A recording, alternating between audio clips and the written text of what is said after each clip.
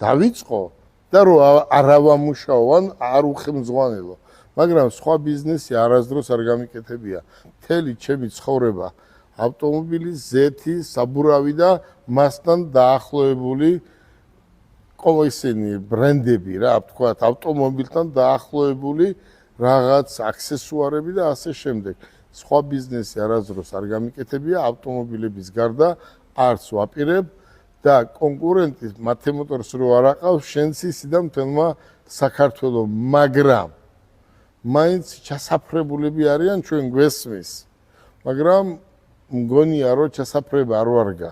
იმიტომ რომ არაკაცურის აქციელია, უღირსის აქციელია, პირდაპირ ჯობია კარგი ავტომობილი მოიყვანო და გაყიდო იაფად და ის მომხმარებელი შენთან მოვა, ჩემთან არ მოვა.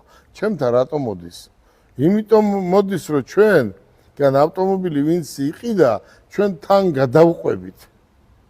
და მეორეს ეუნება, მესამეს ეუნება და ეს არის ბიზნესი. მადლობთ. ქუთაისში პირველად ქართულ ისტორიაში გახსენით ავტოშოურუმი და რას ფიქრობთ, რამდენად გაამართლა ამ წამოწყებამ ამ მოკლე პერიოდში, როგორ შეაფასებდით? უყურებთ როგორ არის. არის რომ ადამიანები ყიდულობდნენ თბილისში ავტომობილს. მაგრამ ხო იცი, ზოგჯერ უჭირთ ჩამოსვლა და ვიფიქრე რომ ეს აუცილებელი იყო ქუთაისში გამეხსნა და დაჩქარებული წესით. აი ამ მოკლე დროის განმავლობაში ისტორიაში არასდროს ქუთაისში არ ყოფილა ავტოსალონი და დღეს ევრო 5-ის სტანდარტებით გაკეთებული ავტოსალონია ქუთაისში და ამისთვის სტიმული კიდევ ქუთაისელებმა და იმერლებმა მომცა, რისთვისაც მთელ იმერეთს დიდ მადლობას ვუხდი. ნამდვილად მადლობა იმერეთს. ძალიან თბილად მიგვიღეს. რამდენად კვალიფიციურები არიან თქვენი გაყიდვების მენეჯერები ელექტრომობილების კუთხით? აი უყურე როგორ არის მარიამ.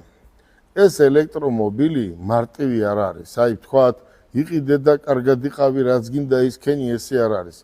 ჩვენ გვყავს, აი უყურე როგორ არის. ჩვენ გვყავს ადამიანები, რომლებიც გვისმენენ. მერე ამათ ვასწავლით. ისინიც ჩამოდიან, პრაქტიკას გადიან და ადამიანს უნდა აუხსნა თუ რა აქვს ამ ავტომობილს. აი ჩვენ რომ ჩვენებურად, ქუჩურად რო ვთქვათ, ნავაროტკებს რო ვეძახით. აი ავტომობილს იმდენი რამე აქვს, მე მაგალითად 3 დღე მინდა გავერკვიო ერთ ავტომობილს